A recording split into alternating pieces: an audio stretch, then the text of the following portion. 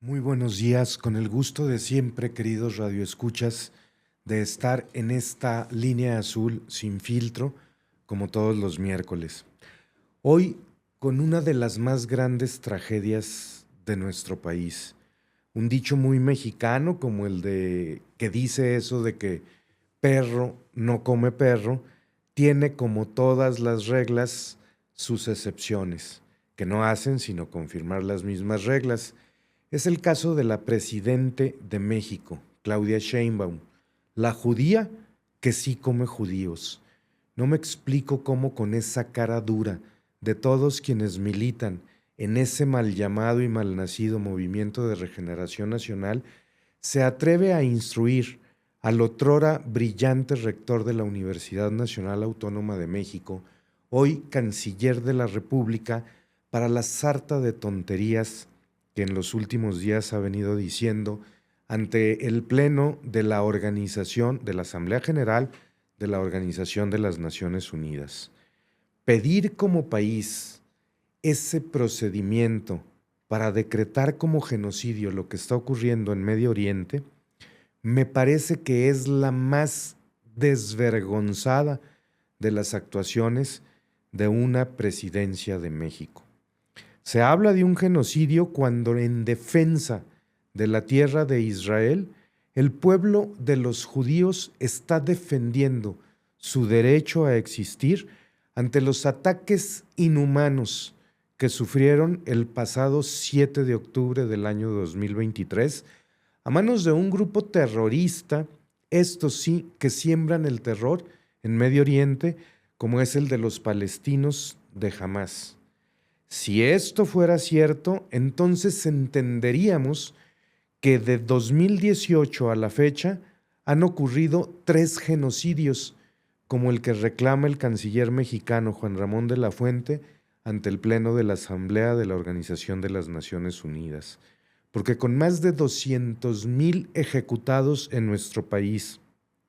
eso sí, mexicanos matando mexicanos, a partir de la incruenta política del criminal más grande que ha tenido en la presidencia de México nuestro país, como es Andrés Manuel López Obrador, con esa política bárbara de abrazos y no balazos. Si a los judíos se les va a criticar por defender su Estado, con lo que ha ocurrido en la guerra de Gaza, con 65,000 muertes en más de 2 años, pues me parece que es lo mismo que ocurrió en México en un sexenio, sí, el de López Obrador, con 60 y tantos mil muertos cada 2 años, más de 210,000 muertos en ese malhadado sexenio. Por cierto, y haciendo un paréntesis en los últimos prácticamente 40 años, desde tiempos del presidente Salinas de Gortari a la fecha, ha ocurrido lo siguiente. Vivimos en un pueblo inmerso en la barbarie, un pueblo sangriento y violento como hemos sido los mexicanos a lo largo de nuestra historia. Esto es innegable. Pero lo ocurrido, les decía, en los últimos casi 40 años, nos lleva a analizar lo siguiente. Durante el sexenio de Carlos Salinas de Gortari, hubo alrededor de 70,000 homicidios dolosos en nuestro país. En el del doctor Cedillo, que fue el inmediato siguiente, se elevó la suma a los 80,000 asesinatos dolosos. En el año 2000, cuando llega Vicente Fox, en la más plena de las demostraciones de nuestra incipiente democracia, hoy por cierto casi moribunda, es la única ocasión en estos 40 años en donde el descenso de homicidios dolosos llegó a la cantidad de 60,000, es decir, una disminución de más del 25% con respecto al sexenio del doctor Cedillo. En el del presidente Calderón se elevó a 122,000, en el del presidente Peña a 158,000 y como les decía, la joya de la corona, esta cereza en el pastel de Andrés Manuel López Obrador con más de 210,000. Ello me lleva a la reflexión de que científicamente podemos comprobar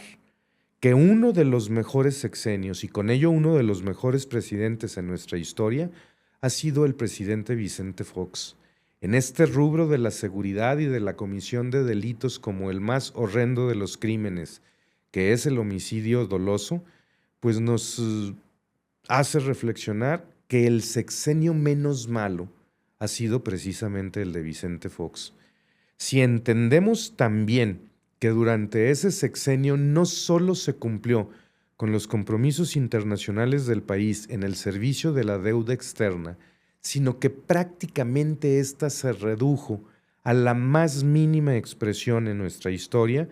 pues entendemos por qué esa reflexión de que científicamente el mejor presidente de nuestra historia ha sido Vicente Fox. Cuando tuve el más alto honor en mi vida política, que fue el encargarme de la comuna en nuestro municipio, cuando fui presidente municipal de Toluca, terminaba todos mis discursos diciendo que Dios bendiga a Vicente Fox en donde quiera que se encuentre.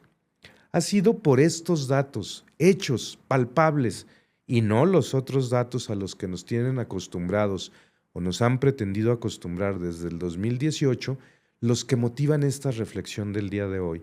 Les decía que reducida a su mínima expresión esa deuda externa en el sexenio de Vicente Fox nos lleva a esta reflexión de que ha sido uno de los mejores presidentes de nuestra historia. Es más, de hecho, desde siempre y hasta el año 2018, la deuda de México fue por alrededor de 10,000 billones de pesos. Pero ¿qué creen? Del 2018 a la fecha, esa deuda es ahora de 20,000 billones de pesos. En un solo sexenio, sí, ese, el del que le decían el cabecita de algodón y que luego le cambiaron el apodo por uno más feo que no me atrevo a repetir, en un solo sexenio, en ese, se duplicó la deuda. Lo mismo que se endeudaron todos los gobiernos anteriores de México, podemos hablar de 10 o 12 o más periodos presidenciales, en un solo sexenio se endeudaron por la misma cantidad. Hoy, el servicio, es decir, los intereses de esa deuda externa, van a llevar a comprometer a muchas de nuestras próximas generaciones, a nuestros hijos y a los hijos de nuestros hijos, a una vida con muy poca calidad en su propio estadio. Esta es una de las más grandes tragedias que ha vivido nuestro país en su historia. Ojalá no lleguemos con otro gobierno del mismo tipo, como es el caso de Venezuela, uno de los países hasta hace unos 20 o 25 años más prósperos de América Latina, a que hoy miles, cientos de miles de sus ciudadanos busquen comida entre la basura. Esa y ninguna otra ha sido la tragedia que nos ha ocasionado, como les decía, ese mal llamado y malnacido Movimiento de Regeneración Nacional.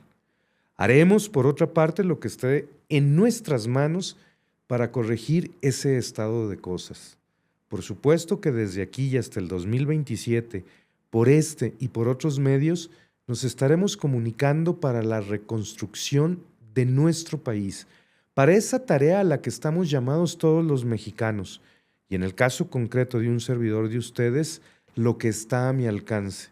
reconducir y reordenar, reorganizar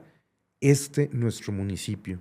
la casa grande de todos los toluqueños, nuestro querido Toluca. Muchísimas gracias y que tengan la mejor de las semanas.